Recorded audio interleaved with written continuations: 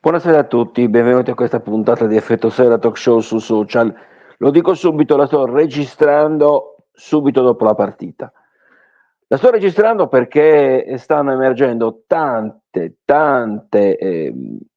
dichiarazioni, tante riflessioni da parte degli esperti, da parte della Lega Calcio, da parte dei moviolisti, di ex calciatori. Ecco, Lazio-Cagliari 2-1.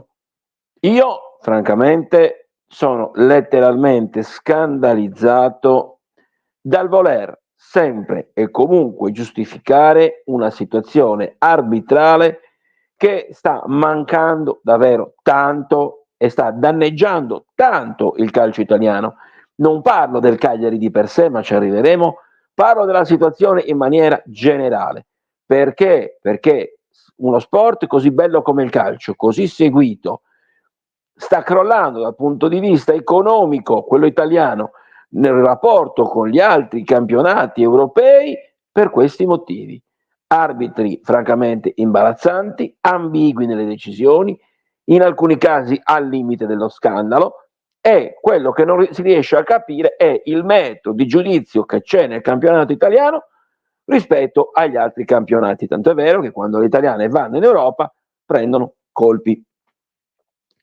Cosa succede? Succede che al minimo contatto i giocatori cadono a terra, si invoca sempre e comunque il VAR, e l'esempio è stato il rigore fischiato ai danni del Cagliari per un fallo, a mio modesto parere, di Pellegrini nei confronti di Zortea e non il contrario.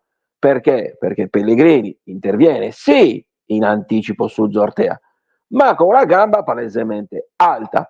Ora, il VAR non entra in gioco in questi casi. Perché non entra in gioco? Perché nel momento in cui l'arbitro fischia il calcio di rigore, il VAR interviene laddove la decisione dell'arbitro sia palesemente inesatta.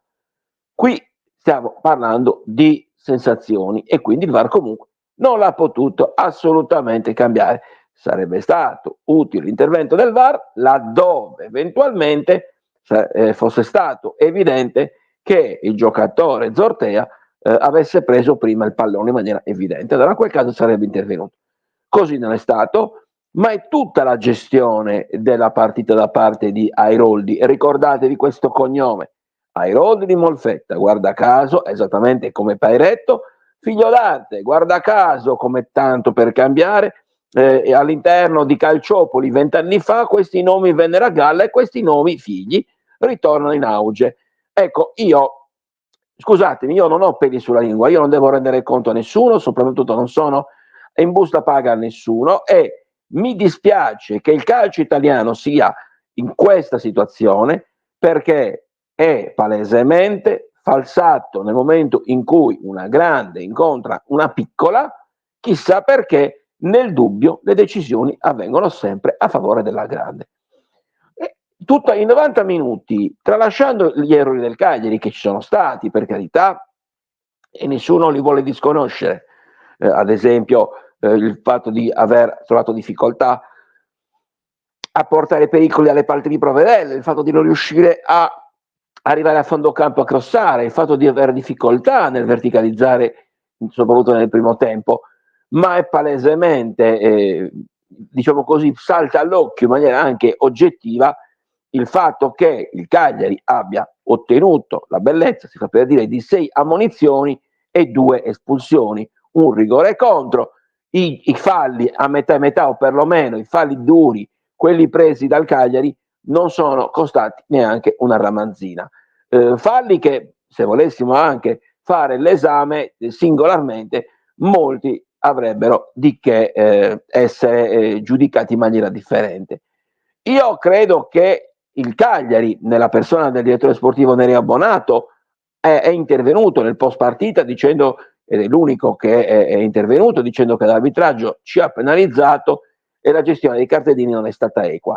Quello che non capisco è perché il Cagliari, al di là dell'aspetto televisivo, di comunicazione, di andare appunto in TV, su Sky o su DAZN a dire qual è il pensiero della società, credo che debba muovere altri passi, con una protesta formale in Lega Calcio, considerando anche perché adesso poi di fatto ci sarà Mina e a dopo che saranno squalificati della partita con il Milan. A proposito, si gioca sabato alle 18, quindi praticamente fra 5 giorni e mezzo. Oltre al fatto che tanti giocatori, fra cui uno, Luvumbo, è stato letteralmente falciato dall'inizio alla fine. Ora, ci può stare che un giocatore come Luvumbo possa avere qualche interesse anche a tuffarsi, lo conosciamo, non è sempre in piedi il ragazzo, però è anche vero che abbiamo visto interventi parecchio al limite. E anche l'espulsione di Mina, io avrei da che ridire per due motivi. Il primo, perché Mina, esattamente come Tati Castellanos, attaccante della Lazio, si sono beccati in tutta la partita, prendendosi in giro, sfottendosi ovviamente, con la scintilla, la garra di un giocatore argentino contro un colombiano, quindi un derby sudamericano. Ebbene, Mina è stato ammonito, Castellanos no. La seconda ammonizione, premesso che potesse anche esserci un pizzico, mettiamola così, l'arbitro era girato di spalle, si è rivisto durante il replay, mi chiedo che come abbia potuto aver visto o come possa aver valutato da ammonizione in Mina, considerando che fosse di spalle e il VAR non può intervenire nel caso di un cartellino giallo. Quindi torniamo a bomba. Come ha fatto Airoldi a immaginarsi che fosse un cartellino giallo quello su Mina? E io alla fine rimango, come si dice, a pensar male si fa peccato. Il fallo di Augello, una munizione che non si è capito. Il fallo di Adopo, la prima munizione di Adopo, un contrasto di due giocatori dove uno va a terra, l'altro pure, guarda caso viene ammonito dopo. Il fallo, la cartellino giallo di Luvumbo, che francamente non c'era, era un contrasto fra due giocatori che vanno contro la palla. Cioè, ci sarebbe tanto, ma tanto da fare un reclamo ufficiale Lega Calcio. Poi, io sono sanguigno, alla doppia espulsione avrei preso e avrei portato fuori la squadra dal campo. Una protesta eclatante per far capire che il Cagliari, la Sardegna tutta, non accetta di essere presa in giro. Io in quel caso la sto vedendo attualmente come una presa in giro. Il campionato è ancora lungo, si può fare ancora tanto, si può fare ancora bene, però se oltre agli errori della società, dei giocatori, di Nicola, si aggiungono anche le prese di posizione da parte di arbitri che dovrebbero essere terzi, ma che così non sono stati, è il caso appunto di ieri di Lazio-Cagliari, beh, è evidente che da qualche parte si deve intervenire. Ripeto, va bene l'educazione, va bene tutto, però una protesta ufficiale bisogna assolutamente farla, anche perché non è l'unica, non è l'episodio. Sono anni che le piccole, il Cagliari in questo caso, contro le grandi, nel dubbio, subiscono. La decisione può essere sfavorevole, la decisione può essere contemplata, per carità, lo sappiamo come funzionano certe cose, però è assurdo, abbiamo visto nel rigore con la Juve, un tocco di falange e viene fischiato il rigore contro, oppure il gol, il fatto carica sul difensore e il gol viene dato. Ma tante davvero. Purtroppo non ci si rende conto che situazioni del genere rovinano il sistema calcio e lo rovinano sia dall'interno, perché ovviamente questo circo, questo grande circo perde valore al proprio interno e anche nei campionati europei, e lo perde anche dal punto di vista commerciale. Questo che non vogliono vedere i manager del calcio, perché è evidente che situazioni del genere davanti al mondo che compra i diritti, paga, perde appeal.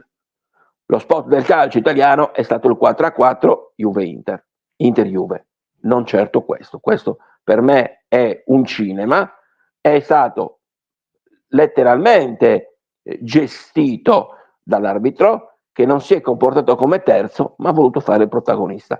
Di fatto mi fa veramente specie che i colleghi di Sky, i colleghi di DAZN vogliano comunque, per carità, sottolineare, perché comunque la Lazio ha vinto, però sulle modalità, sulla gestione della partita, sul tipo di prestazione, io francamente non mi è piaciuto il passare come se nulla fosse sulla prestazione dell'arbitro, perché è evidente che oggi l'arbitro di Lazio Cagliari ha influito in maniera determinante nel risultato. Mi auguro, ripeto ancora una volta, che la società, col presidente Giulini in testa, faccia i suoi passi in maniera concreta, in maniera forte, in maniera ferma, perché ricordiamoci, sabato alle 18 c'è Milan-Cagliari, Cagliari-Milan giocarono i Poldomus, un'altra grande squadra con 2 giocatori importanti in meno. Voglio capire e voglio vedere non solo quanto e se verrà fermato Airoldi,